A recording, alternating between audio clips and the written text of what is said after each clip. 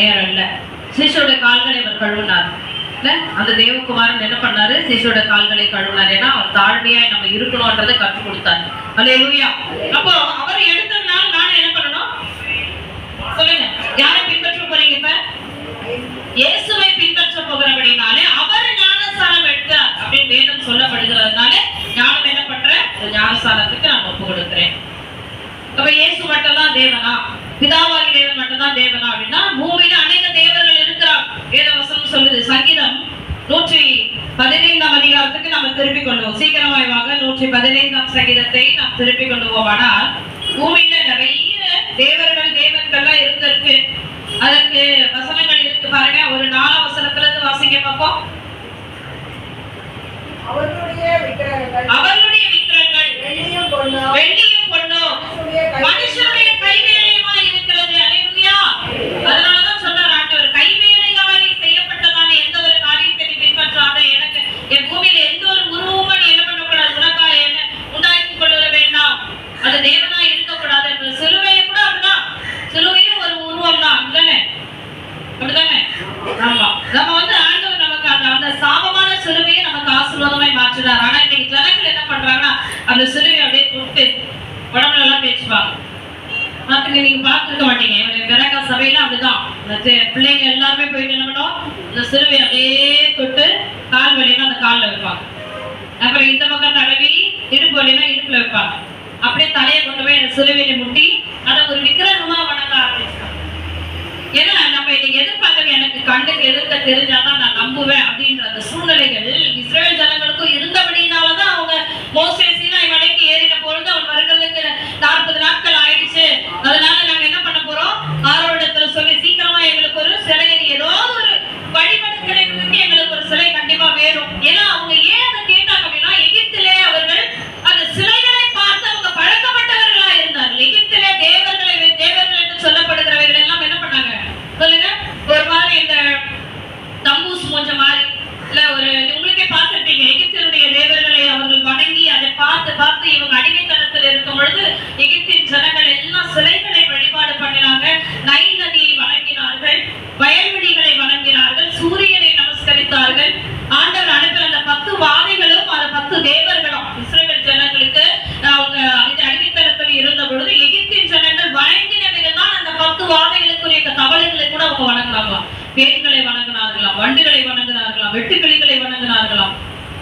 அப்ப இன்னைக்கு நிறைய இன்னைக்கு பாக்குறோம். பிள்ளைங்க ஞானஸ்நானம் இருக்கிற பிள்ளைங்க நீங்க தெளிவா தெரிந்து கொள்ளணும். பூமியில நிறைய தேவர்கள் இருக்கிறார்கள். நம்மள கேட்டா இயேசுன்னு சொல்லுவோம். இதே நம்ம வந்து பாத்தீங்கன்னா இப்போ முஸ்லிம்ல இருக்கவங்க என்ன சொல்லுவாங்க, நாங்க கைகளை மட்டும் வைத்து நாங்க ஜெபிப்போம், அதான் நாங்க தொழுகுவோம், தொழுகை செய்வோம் அப்படின்னு சொல்லுவாங்க. இந்துக்களை பார்க்கும் பொழுது நிறைய சிலைகள் 330 ஏதோ சொல்லுவாங்க, ஒரு கோடி அப்படின்னு அத்தனை சிலைகள் இருக்கு. பெரிய கோயில் இருக்கு. இங்க திருச்சூர்ல இருக்க பெரிய கோயில்ல என்ன நாங்க விக்கிரக ஆராதனை செய்யறோம். அப்ப குட்டி குட்டி குட்டியா இருக்கும். கிட்டத்தட்ட 3000 சிலைகள் அப்படி இருக்கு. அந்த சிலைகளை எல்லாம் தொட்டு நான் போயிருக்கேன். அத்தனை தெய்வங்களா? அப்ப எவ்வளவு தெய்வங்கள்? அப்ப இயேசு ஒரே ஒருவர் தான். இந்துல மட்டும் எத்தனை தெய்வங்கள் இருக்கு? நிறைய தெய்வங்கள் இருக்கு. அப்ப யார் மெஜாரிட்டி அப்படின்னு நினைச்சிட்டு இருந்தேன். ஞானஸ்நானம் பெறுகிற நீங்கள் அதை நீங்க நன்கு விளங்கிக் கொள்ள வேண்டும். அது மனுஷனுடைய கைவேலையா இருக்கிறது. மனுஷனுடைய கைவேலை. ஆபிரகாமுடைய தகப்பன் என்ன பண்ணாரா, சிலைகளை செய்கிறவரா இருந்தார். அது ஆபிரகாம் சின்ன வயசுல இருந்து பார்த்துட்டே வரா. இன்னைக்கு நம்மள பிள்ளைங்க நோட் பண்ணிட்டு தான் இருக்காங்க. பேரண்ட்ஸ் எப்படி இருக்கிறாங்க, எப்படி நடந்துக்கிறாங்க, எப்படி பேசுறாங்க, அவங்களோட செயல்பாடுகள் என்னன்னு நம்ம பிள்ளைங்க நம்மளை கவனிச்சுட்டே தான் வருது. அந்த பிள்ளைங்க வழி போறதுக்கு முக்கியமான காரணமே பேரண்ட்ஸ் தான். அப்போ இங்க ஆபிரகாம் தன்னுடைய தகப்பனை பார்த்துட்டே இருக்கான். அவன் பாத்தீங்கன்னா அந்த மலைகளை பெயர்த்து அதனை சிலையை செய்து அதை என்ன பண்றான், அதை கொண்டு போய் அவன் விற்கிறான், அதை வாங்கிட்டு போறான். இதுவே அவனுடைய தொழிலாக இருந்தபடினால ஆபிரகாமுடைய சிறு வயதுல இருந்தே அவனுக்கு கையில போய் செய்து அந்த கடவுளை எப்படி கடவுளாகும் அப்படின்னு சொல்லி அவன் இருதயத்துல ஆரம்பத்துல இருந்தே இருந்ததாம். இது வந்து வேதாகமத்துல இல்ல, இது வந்து வேத பண்டிதர்கள் இத பைபிளுக்கு ஒத்த ஒரு நூல்ல எழுதி வச்சிருக்கிறாங்க. வேத பண்டிதர்கள் அதை எழுதி வச்சிருக்கிறாங்க. அப்போ ஆபிரகாமுடைய நினைவுகள்ல அப்ப சிலை மனுஷன் தகப்பன் செய்கிற சிலையை கொண்டு போய் அவங்க தெய்வம்ன்றாங்களே, உண்மையான தெய்வம் யாரு நம்ம ஏற்கனவே அவன் தேடிட்டே இருந்தாங்க. அல்லேலூயா, அல்லேலூயா. தகப்பன் அதாவது பாத்தீங்கன்னா ஆபிரகாம் ஆண்டவர் சொல்லுகிறாங்க, கானான் தேசத்துக்கு வரும் முன்பதாகவே என் தகப்பன் பிரயாணப்பட்டான் என்று வேத வசனம் சொல்லப்படுகிறது. ஒரே ஒரு வசனத்தை மட்டும் வாசிக்கலாம். ஆதியாகம வசனத்தை திருப்பி திருப்பிக் கொள்ளுங்கள். ஆதியாகமம் 11ஆம் அதிகாரத்தில் சொல்லுகிற வசனத்தை வாசிக்க கேட்கிறேன். கர்த்தருடைய நாமம் மகிமைப்படுவதாக. ஆதியாகமம் 11ஆம் அதிகாரத்திலே 31ஆம் வசனத்தை வாசிக்க கேட்கிறேன். பேராக தன் குமாரனாகிய ஆபிரகாமையும் ஆரோனுடைய குமாரனும் தன் பேரனுமாய் இருந்த லோத்தையும் தன் குமாரன் ஆபிரகாமுடைய மனைவியாகிய தன் மருமகள் சாராயையும் அழைத்துக் கொண்டு அவர்களுடைய ஊர் என்கிற கர்த்தருடைய பட்டணத்தை விட்டு கானான் தேசத்துக்கு போக புறப்பட்டார். எங்க போக புறப்பட்டார்? கானான் தேசத்துக்கு போறதுக்கு பாருங்க, ஆபிரகாமுடைய தகப்பன் எல்லாரையும் கூட்டிட்டு போறா வாங்க அப்படின்றார். ஆனா அவர் போனாரானா போல. அடுத்த வார்த்தையில் சொல்லப்படுகிறது, அவர்கள் ஆரான் மட்டும் வந்த பொழுது அங்கே இருந்து விட்டார்கள். ஆரான் வந்தோடனே என்ன ஆயிடுச்சு? அங்கே இருந்தார். நம்மளும் அப்படிதான்.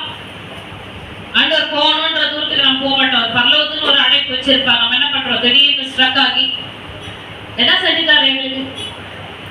இவ்வளவு நாள் பிரச்சனை வேலை கொஞ்ச நாள் சர்ச்சைக்கு போகாம இருப்போம், வசனத்தை கேட்காம இருப்போம் அப்படின்ட்டு நம்ம என்ன பண்றோம்? அங்கங்க ஒரு ஸ்ட்ரக் ஆயிடும். இங்கேயும் ஆபிரகாம் என்ன பண்றான்? அவனுடைய கலைப்பு, பிரயாணத்தினுடைய கலைப்பு. இன்னொன்னு அங்கப்பெல்லாம் என்ன இருந்தது? ஃபாஸ்ட் ட்ரெயின்ல இருந்ததா, எக்ஸ்பிரஸ் இருந்ததா, ஆட்டோ இருந்ததா, ஷேர் ஆட்டோ இருந்ததா, நடைபாதை தான். அப்ப எவ்வளவு பலனோடு இருந்திருப்பாரு. இன்னைக்கு ஒரு ஸ்டாப்பிங் நம்மளால நடக்க முடியல. தூரத்துக்கு ஒரு ஸ்டாப்பிங்ல இருக்கிற சர்ச்சுக்கு வாங்கினா வர முடியல. கேட்டா பஸ் காசு இல்லை, நாங்க வர முடியாதுன்றாங்க. அன்னைக்கு நடைபாதையோடு நடந்த அந்த பிரயாணத்துல ஆபிரகாமுடைய தகப்பன் அப்படியே அங்க என்ன பண்ணிட்டான்? ஆரான் அப்படின்ற அந்த இடத்துக்கு வந்தாலும் அவன் இருந்துட்டான், போகல. அப்ப இப்பதான் 12ஆம் அதிகாரத்துல முதல் வசனத்துல ஆண்டாள் மறுபடியும் என்ன பண்றாரு? ஆபிரகாமை கூப்பிடுறாரு, வா உன் தகப்பனுடைய இனத்தையும் உன் வீட்டையும் விட்டு எல்லாவற்றையும் விட்டு நீ என்ன பண்ண, நான் காண்பிக்கிற தேசத்துக்கு போன்னு சொல்லி அவர் கானான் தேசத்துக்கு புறப்படுறதுக்கு ஒரு அழைப்பை அங்க கொடுக்கிறார். அப்போ இதுதான் சிலை வழிபாடுகள் இங்கதான் ஆரம்பிக்கப்பட்டது. இதை எப்படி இவர்கள் கற்றுக்கொண்டார்கள் அப்படின்னா, மீதியானையர்கள் மற்ற ஜனங்களுடைய என்ன பண்றாங்க? வழிபாடு. இன்னைக்கு ஞானஸ்நானம் எடுத்தப்பட்ட பிள்ளைகள் அவங்க ஃப்ரெண்ட்ஸ் கூப்பிட்டா நாளைக்கு என்ன பண்ணக்கூடாது? அவங்களோட சர்ச்சுக்கு வரல, நீ வாடா சிலை கோயிலுக்கு வாடா. அப்படியா? வர போலாம், நல்லா இருக்கு, எல்லாமே ஒரு தெய்வம் வாயில வரவே கூடாது.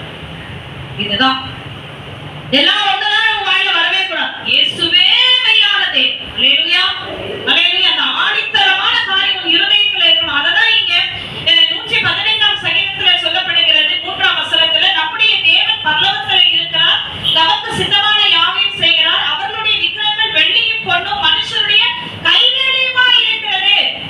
மனுஷருடைய கைவேலையா இருக்கிறது. நம்ம சிலைகளை என்ன பண்றோம்? வணைகிறோம். அவைகளுக்கு வாயிருந்தும் பேசாது, அவைகளுக்கு கண்கள் இருந்தும் காணாது, அவைகளுக்கு காதுகள் இருந்தும் கேளாது, அவைகளுக்கு மூக்கு இருந்தும் முகராது, அவைகளுக்கு கைகள் இருந்தும் தொடாது, அவைகளுக்கு கால்கள் இருந்தும் நடவாது, தங்கள் தொண்டையால் சத்தமிடவும் மாட்டாது, அவைகளை பண்ணுகிறவர்களும் அவைகளை நம்புகிறவர்கள் யாவரும் அவைகளைப் போலவே இருக்கிறார்கள். அப்ப நீங்க நல்லா தெரிஞ்ச உலகத்துல தேவர்கள் இருக்கிறார்கள், தெய்வங்கள் எல்லாமே இருக்கு. ஆனா அது பேசாது, தொடாது, நடக்காது, நுகராது, எதுவுமே செய்யாது. சிலைகள் மனுஷனுடைய கைவேலை. ஒரு ஒரு காலகட்டம் வரும் பொழுது ஆண்டவர் சொல்றார், மனுஷனுடைய கைகளினாலே கை கட்டப்பட்ட ஆலயங்களிலே நான் வாசமா இருக்க மாட்டேன் அப்படின்னு சொல்லி சொன்னவர் தான் தாவீது. தனக்கு தேவன் கொடுத்த எல்லா நன்மைகளுக்காக அவன் சந்தோஷப்பட்டு என்னைய ஆண்டவர் இவ்வளவு உயர்த்தி வச்சு அவருக்கு ஒரு ஆலயத்தை நான் கட்டணும் அப்படின்னு சொல்லி நினைக்கும் பொழுது ஆண்டவர் சொல்றார், நீ கட்ட மாட்டாய், என்னுடைய மகன் சாலமோன் தேவன் என்னுடைய ஆலயத்தை கட்டுவான் அப்படின்னு சொல்லி ஆண்டவர் அப்படி சொல்லுகிறப்போ உலகத்துல என்ன இருக்கு? தேவர்கள் இருக்கிறார்கள், தெய்வங்கள் என்று சொல்லப்படுகிறவைகள் எல்லாம் இருக்கிறது. ஆனால் அது மனுஷருடைய கைவேலை. நம்முடைய தேவன் யாரு? அவர் நேற்றும் இன்றும் என்றும் மாறாதவராய், அல்பா ஒமேகாவுமாய், ஆதியும் அந்தமுமாய், ஆதியில் இருந்து இருக்கிறார். அல்லேலூயா சொல்லுங்க. அதான் நீங்க அந்த தெளிவாயிடும். நாளைக்கு உங்களை யார் என்ன கூப்பிட்டாலும் சரி, ஒருவேளை திருமணம் கூட நடக்கும். உங்க ஃப்ரெண்ட்ஸ் ரொம்ப டியரஸ்ட் ஃப்ரெண்ட்ஸ், கல்யாணம் நான் அங்க வச்சிருக்கேன்ப்பா கோயில வாங்க சொன்னா நடக்க நான் சுகம் என்ன சொல்லிடணும்? பரவாயில்ல, ஒன்றும் பிரச்சனை இல்லை, நான் உங்களுக்காக ப்ரேயர் பண்ணிக்கிறேன், கல்யாணம் பிளெஸ்ஸிங்கா நடக்கும், ரிசப்ஷனுக்கு நான் வரேன் அப்படின்னு சொல்லணும். ரொம்ப துணிகரமா, நீயும் உயிரோட ஃப்ரெண்டு, அதான் நான் கண்டிப்பா வருவேன். கோயிலுக்குள்ள போய் நீங்க நிக்கவே கூடாது. ஏன்னா அவைகளுடைய கிரியைகளானது இப்ப நீங்க கேட்கலாம், கை இல்லைன்றீங்க, அப்புறம் ஏன் அது என்ன தாக்குமானா? கண்டிப்பா உலகத்திலே தள்ளப்பட்டதான அந்த தூதனுடைய பிசாசானவன் சிலைகளிலே இன்னைக்கு இருந்து கொண்டு ஜனங்களுக்கு அற்புதங்களை செய்கிறான், அடையாளங்களை செய்கிறான். அதனாலதான் ஜனங்க நம்புறாங்க. புரியுதுங்களா? பொருத்தனை பண்றாங்க. அவங்க என்ன பண்றாங்க? பொருத்தனைன்னு சொல்ல மாட்டாங்க, என்னமோ சொல்லுவாங்க, வேண்டுதல் சொல்லுவாங்க இல்லையா? வேண்டுதல் நிறைவேற்றலாம், சாமி கண்ண குத்தம் அப்படின்னு சொல்லி அவங்க என்ன பண்ணுவாங்க? சரிதான் போய் ஆடி வெட்டுறது, கோழி வெட்டுறது, இப்படி நிறையதான காரியங்களே செய்கிறார்கள். அது பிசாசு. அதனால சத்தியத்தை நீங்க தெளிவா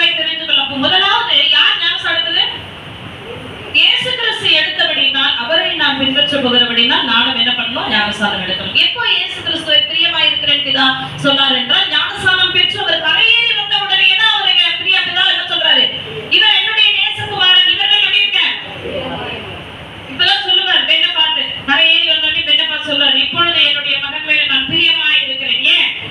இவ்வளவு நாள் இயேசு அவருக்கு எப்படி இருந்தாரு? சின்னப்பா பெரியப்பா மாதிரி. இப்பதான் இயேசு அப்பாவா மாறுறாரு. புரியுதுங்களா உங்களுக்கு? அல்லேலூயா. ஞானஸ்நானம் பெற வரைக்கும் நீங்களும் சொல்லிக்கலாம், எனக்கு அவரை தெரியும், ஏசப்பா எனக்கு தெரியும், எனக்கு ரொம்ப சொந்தக்காரர் பரலோகத்தில் சொல்லலாம். ஆனா ஞானஸ்நானம் பண்ணப்பட்ட பிறகுதான் நீர் அவருடைய ஐக்கியத்துக்குள்ளே வருகிறீர். மற்ற வரைக்கும் இது வரைக்கும் எப்படி இருந்தீங்க? அவர் உங்களுக்கு பெரியப்பாவா சித்தப்பாவா அப்படி இருந்திருக்கலாம். ஆனா இனி தகப்பன் என்ற அந்த சாணத்துக்குள்ள அவர் இருப்பார், பிள்ளை என்ற சாணத்துக்குள்ளே கொண்டு வருவார். இன்னொன்னு நடக்குது ஞானஸ்நானத்தினாலே, ஜீவ புஸ்தகத்திலே உங்களோட பெயர் எழுதப்படுகிறது. அல்லேலூயா, அல்லேலூயா. இப்ப நம்ம படிச்சோம், ஆபிரகாம் இருந்ததா ஆபிராம் இருந்ததா? ஆபிராம், ஆபிராம். அதனாலதான் ஞானஸ்நானத்துக்கு பிறகு நம்ம ஒரு புது நாமத்தினாலே அழைக்கப்படுகிறோம், புது சிருஷ்டியா இருக்கிறார். அல்லேலூயா. பறவைகள் எல்லாம் ஒழிந்து போயின. போகுமா? போயிடுச்சா? இப்பயே போயிடுச்சா? நாம மகிழ்ச்சி பண்ணட்டும். தண்ணியில விட்டுருவீங்கன்னு பார்த்தேன், பரவாயில்ல. இப்ப எல்லாத்தையும் விட்டீங்களா? கோவம் தர்க்கம் எல்லாத்தையும் விட்டுட்டு பிரயாசப்படுங்கள். இடுக்கமான வாசல் வழியை பிரவேசிக்க பிரயாசப்படுங்கள். கேட்டுக்கு போகிற வாசல் எப்படி இருக்கு? விரிவா இருக்கு.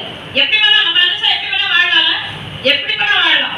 ஆனா இதுதான் வாழ்க்கைன்னு சொல்லி ஆண்டவர் என்ன பண்ணார்? தம்முடைய ஜனங்கள், என்னுடைய பிள்ளை, இன்னைக்கு சொல்றல பெண்ணு என் பிள்ளை அப்படின்றாங்களா அவங்க அப்பா அம்மா, அப்படிதானே? நீங்க என்ன சொல்லுவீங்க? டாடி என் பிள்ளை, நான் சொல்றது கேட்கணும், நீங்க எப்படி இருக்கீங்க? அதுதான் ஆண்டவர் இன்னைக்கு என் பிள்ளை, என்னுடைய மக, என் வழிகளை கற்றுக்கொண்டு நான் விரும்பப்படுறதை செய்யணும். விரும்பப்படுவார் அவர் சொன்னோடனே நீங்க கீழ்படுத்தி வந்தீங்க பாத்தீங்களா? ஒரு பெருமையா இருக்கும். நம்ம பெருமைப்படாது, அவரு பெருமைப்படுவார். என் பிள்ளை வார்த்தை கீழ்படிஞ்சு வருகிறது. அல்லேலூயா, அல்லேலூயா. அதைத்தான் தேவன் விரும்புகிறார். அடுத்தது கொலேசியர் 2ஆம் அதிகாரத்துல 12-15 வசனத்தை நம்ம சீக்கிரமா வாசிக்கிற நேரம் இல்ல. கொலேசியர் 2ஆம் அதிகாரத்துல வாசிங்க. 2ஆம் அதிகாரத்துல 12-15 வசனம் வரைக்கும். கர்த்தர் நாமம் மகிமைப்படுவதாக. கொலேசியர் 2:12 வசனத்தை வாசிங்க. ஞானஸ்நானத்திலே அவரோட கூட அடக்கம் பண்ணப்பட்டவர்களாகவும், அதிலே அவரை மரித்தோரிலிருந்து எழுப்பின தேவனுடைய செயலின் மேலுள்ள விசுவாசத்தினாலே அவரோட கூட எழுந்தவர்களாகவும் இருக்கு. ஞானஸ்நானத்தினால என்ன பண்றோம்? அவரோட கூட அடக்கம் பண்றதா என்ன? படுக்கணும். இப்படி படுக்க வைக்கலாம். செத்தவங்க எப்படி படுக்க வைக்கலாம்? எங்கேயாவது டெத்துக்கு போய் பாத்துருக்கீங்களா? உனக்கு தலையில படுக்க வைப்பாங்களா? இன்னைக்கு நிறைய விசுவாசம் பயங்கரமான ஒரு ஞானஸ்நானம் கொடுத்துட்டு இருக்கிறாங்க. அடக்கம் பண்ணப்பட வேண்டும். ஒரு மனுஷன் உட்காந்துருக்கான அவன் படுக்கணும், அவனுடைய முகம் வானத்தை பார்த்துருக்கு. எல்லா டெத்தும் அப்படிதான் வைக்கிறாங்க. அதனால இன்னைக்கு ஞானஸ்நானம் எப்படி கொடுக்குறாங்கன்னா, இப்படி கொடுக்குறாங்க, இப்படி உழுது உள்ள போ, பாதாளத்துக்குள்ள போ அப்படின்றது. அதுக்கு அடுத்து போட்டு அமிழ்ந்துருக்கு, அப்படியே அமிழ்ந்து எழுந்திருக்கிறது, அதுவும் செய்யக்கூடாது. அடக்கம் பண்ணப்பட வேண்டும். அடக்கம் பண்ணி உயிரோட எழுந்திருக்க வேண்டும். ஆண்டவராகிய இயேசு கிறிஸ்துவையும் அவர் மரித்த பிறகு என்ன பண்ணாங்க? சிலுவையில் இருந்து அவரை இறக்கி அவரை அடக்கம் பண்ணவர்கள் எப்படி படுக்க வச்சாங்க? இப்படிதான். அப்புறம் அவர் எப்படி எழுப்பினார்? பிதாவாகிய எப்படி எழுப்பினார்? அவரை உயிரோடு கூட எழுப்பினார். அல்லேலூயா. கிறிஸ்துவோடு கூட நீங்கள் அடக்கம் பண்ணப்பட்டவர்களாய் மரித்தோர் எழுப்பின தேவனுடைய செயலின் மேலுள்ள விசுவாசத்தினாலே அவரோடு கூட எழுந்தவர்களாகவும் நீங்கள் இருக்கிறீர்கள். ஒரு நிச்சயம் ஆயிடுது இனிமே உங்களுக்கு. கண்டிப்பா எனக்கு ஒரு பரலோகத்துல ஒரு பேர் இருக்கு. என்னுடைய my name have been written in the ஜீவ புஸ்தகத்துல என் பேர் என்னாச்சு? எவ்வளவு சந்தோஷமா இருக்கீங்க? கையில தட்டி பார்க்கலாம். கையில தட்டி கர்த்தருடைய நாமத்தை மேம்படுத்துவோம். அல்லேலூயா. புதுசா வேலை சேரும்போது என்ன பண்ணுவான்? நான் போய் ஸ்கூல்ல சேர்ந்தோம், என் பேர் எழுதவே இல்லை. போய் அந்த மேடம் கிட்ட கேட்டேன், இல்ல நேம் எழுதல, நீங்க நேம் எழுதல அப்படின்னு. ஆண்டவர் சொன்ன, உன் பேர் பரலோகத்துல இருக்குது, அறிவு இருக்கு போட்டு கேட்டாரா? நான் சொன்னேன், ஆண்டவரே இந்த நேம் எழுதல, சாமி தர மாட்டாங்க, நான் போயிட்டு வர்றது வேஸ்டா இருக்கும். மகளே, அவனுடைய நேம் எங்க? அது சொல்றாரு பாருங்க, உன் பேர் எங்க இருக்கு? அல்லேலூயா. நீங்க நிறைய பேர் சொல்லுவாங்க, எனக்கு ஒரு பெரிய லட்சியம் இருக்கு, இந்த ஐடி கம்பெனில நான் சேர்ந்தாதான் எனக்கு ரொம்ப சந்தோஷம் இருக்கும். ஆனா இன்னைக்கு ஆண்டவர் நம்முடைய பெயரை அல்லேலூயா, அல்லேலூயா, ஸ்ரீதேவி என்கிற கிறிஸ்டினா அப்படின்னு சொல்லி ஆண்டவர் அங்க அழகா என்கிறன்னு கூட எழுதி வைப்பாரு. கெசட்ல என்ன எழுதுறான்? இன்னைக்கு என்னுடைய பெயர்கள் எங்க எழுதப்பட்டிருக்கு? பரலோக ராஜ்யத்துல எழுதப்பட்டிருக்கு. கிறிஸ்து எப்படி அடக்கம் பண்ணப்பட்டு உயிரோடு எழுந்தாரோ அதே போல. இது என்ன நடந்ததுன்னா, பிதாவுக்கும் ஜனங்களுக்கும் இருந்த பிளவை தேவன் சரி பண்றார். இன்னைக்கு உங்களுக்கும் பிதாவுக்கும் இருந்த அந்த பிளவை இன்னையோட என்ன ஆகுது? பிளவு சரி பண்ணப்படும். உங்களுக்கு அவருக்கு ஒரு பிரிட்ஜ் கட்ட போறார் ஆண்டவர். ஆமென் சொல்லுங்க.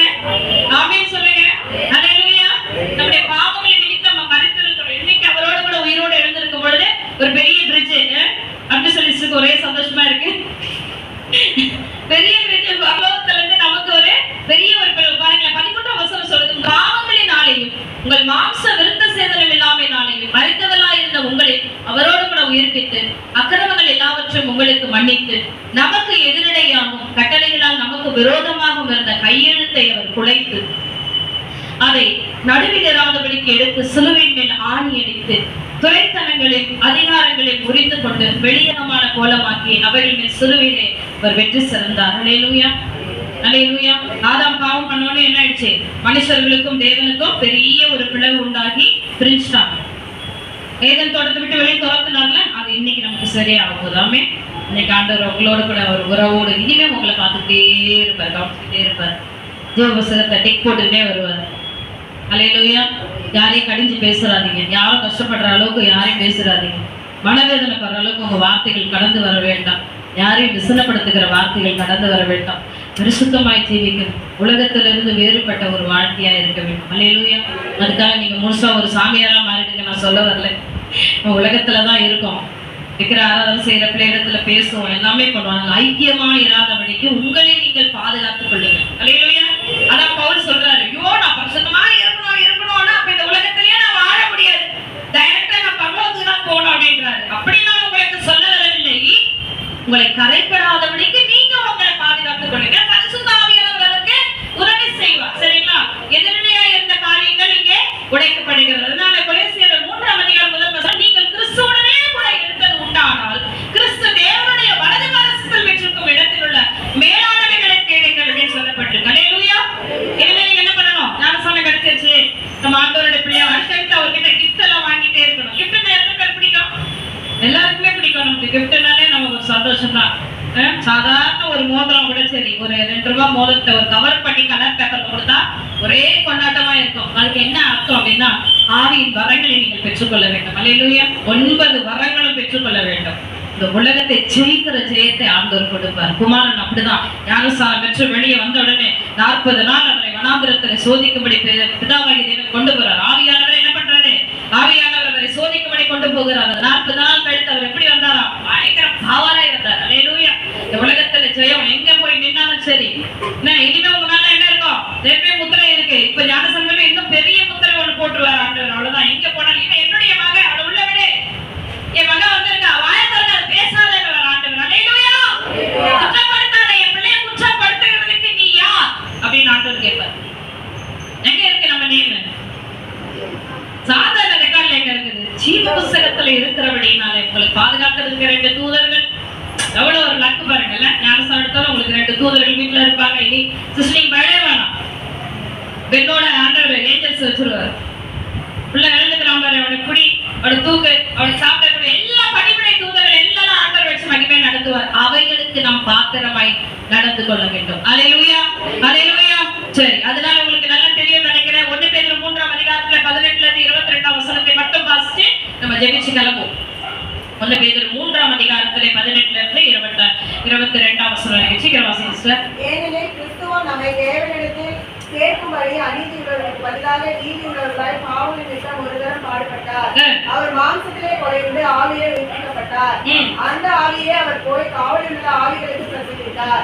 அந்த ஆவிகள் பூர்வத்திலே நோவா பேழையை ஆயத்தம் பண்ணும் நாட்களிலே தேவ நீதிய பொறுமையோட காத்திருந்த போது கீழ்ப்படியாமல் போனவைகள் அப்பேழையிலே சிலராகிய 8 பேர் மாத்திரம் பிரவேசித்து ஜனத்தினாலே காக்கப்பட்டார்கள். அதற்கு ஒப்பனையான ஞானஸ்நானமானது மாம்ச அழுக்கை நீக்குதலாயிராமல் தேவனை பற்றும் நல்மனசாட்சி உடன்படிக்கையாக இருந்து நம்மையும் இயேசு கிறிஸ்து உயிர்த்தெழுந்ததினாலே ரட்சிக்கிறது. ஆமென். போதும், அவ்வளவுதான். அதனால இந்த ஞானஸ்நானமானது நம்ம போய் குளிக்க போறோம். ஆத்துல என்ன பண்ண போறோம்? மனம் திரும்புவதற்கென்று நான் உங்களுக்கு என்ன பண்ண போறேன்? மனம் திரும்புவதற்கென்று ஞானஸ்நானம் கொடுப்பேன் தண்ணீரினால. ஏன்னா வசனம் சொல்றது, ஒருவர் ஜலத்தினாலும் ஆவியினாலும் பிறவாவிட்டால் தேவனுடைய ராஜ்யத்தை சொல்லுங்க, ஜலத்தினாலும் பிறவாவிட்டால் பிரவேசிக்க மாட்டார். குழந்தை கூட கர்ப்பத்துல பாத்தீங்கன்னா அந்த தண்ணி ஃபுல்லா இருக்கும், அதுக்குள்ளதான் கலந்துருக்கும். ஆமென். அதனால நீங்க என்ன பண்ணணும்? சும்மா கால் மடிச்சு வர்றதில்லை, மூழ்கி ஞானஸ்நானம் எடுக்க தேவன் அந்த நலனை தருவார். அதனால இயேசு எந்த வழியோ அந்த வழியில தான் நம்ம போகணும்.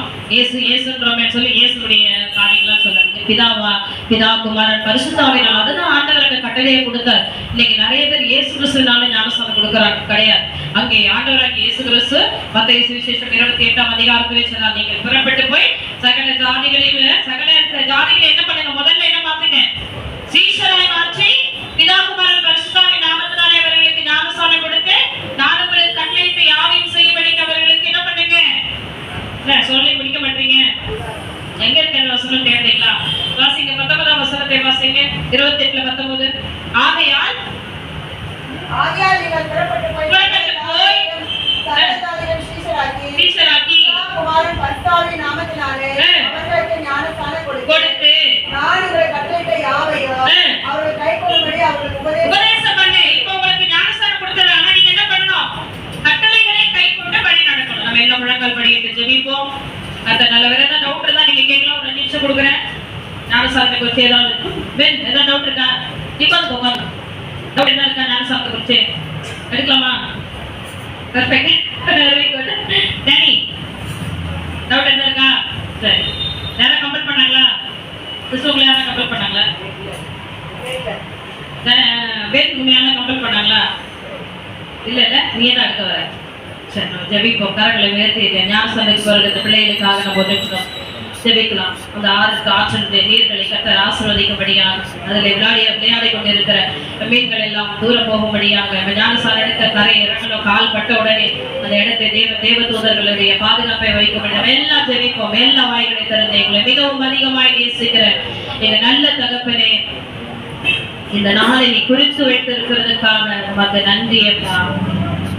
சேனைகளின் தேவனாகிய கர்த்தர் எங்கள் குல்பனாக நீ கடந்து சென்று கடைகளை உடைத்து எந்த டிராபிக்கும் இராதபடியாக ஆண்டவரை நாங்கள் கடந்து செல்லும்படியாகவும் ஆண்டவரை கொசுஸ்தல ஆறுனே ஆண்டவரை பிள்ளைகளுக்கு ஞானஸ்நானம் கொடுத்த பொழுது ஆண்டவரே இந்த பருவத்தில் ஒரு மிகுந்த ஒரு சந்தோஷமா இருப்பா. உமக்கு நன்றி செலுத்தி ஜெபிக்கிறோம். ஆண்டவரே பாரம்பரியத்தில் இருக்கிற இந்த பிள்ளைகள் வார்த்தைக்கு கீழ்ப்படிந்து சத்தியத்துக்கு கீழ்ப்படிந்து வந்ததை தேவன் அறிவிறப்பா. நீங்க வாங்க அந்த இடத்துக்கு, நீங்க எங்களை வழி நடத்துங்க. அந்த தண்ணீர் பரிசுத்தமாக்கப்படட்டும் இயேசுவின் நாமத்துல. தேவதூதர்களை நடத்தலை பாளையம் இறங்கும்படியா கட்டளை கொடுக்கிறேன் இயேசுவின் நாமத்தினால. விசேஷமாய் பெண்ணுடைய கரத்தில் ஒப்பு கொடுக்கிற ஆண்டவரே கர்த்தர் நீங்க இறங்கி பிள்ளைக்கு அந்த ஞானஸ்நானத்துல நீங்க பிள்ளைக்கு கொடுக்கும்படியாய் சொல்லிக்கிற நல்ல பலத்தையும் ஆரோக்கியத்தை கொடுங்க. இந்த நிமிஷம் வரைக்கும் பாதுகாத்த தேவன் தொடர்ந்து எங்களுடைய பிரயாணங்களிலே நீங்க கூட வரும்படியாய் கூட நாங்கள் செபிக்கிறோம் இயேசுவின் நாமத்தினால. ஞானி ஒப்பு கொடுக்கிறப்பா, அப்பா சுமதிக்கு ஒப்பு கொடுக்கிறோம், செல்விஸ் ஒப்பு கொடுக்கிறோம். கக்குடை கலந்த பிள்ளைகளோடு இருக்கட்டும். எவ்வளவு தூரத்துல அவர்கள் இந்த இடத்துக்கு வந்திருக்கிறார்கள் தகப்பனுக்கு வார்த்தைக்கு கீழ்ப்படித்திருக்கிறார்கள். பலியிடுகிறதை பார்க்கலும் கீழ்ப்படுதல் உத்தமம் என்று சொன்ன வார்த்தையை பிள்ளைகள் அதை ஏற்படுத்திக் கொண்டபடினால தேவ சமாதானம் எங்களை பூரணமாய் ஆளுகை செய்யுங்க. பிரயாணங்களிலே கூட வந்து உங்க நாமத்தை மகிமைப்படுத்துங்க. பெரிய காரியங்களை செய்யுங்க. தொடர்ந்து வழி நடத்துங்கப்பா. எல்லா துதிகள மகிமை உமக்கு செலுத்துகிறோம். நசரேயனாகிய இயேசு கிறிஸ்துவின் உயிர்த்தெழுந்த நாமத்திலே ஜெபிக்கிறோம் எங்கள் ஜீவனுள்ள நல்ல பிதாவே. Amen, amen, amen. Praise the lord. எல்லாம் சேர்ந்து சொல்வோம். என் ஆத்துமாவே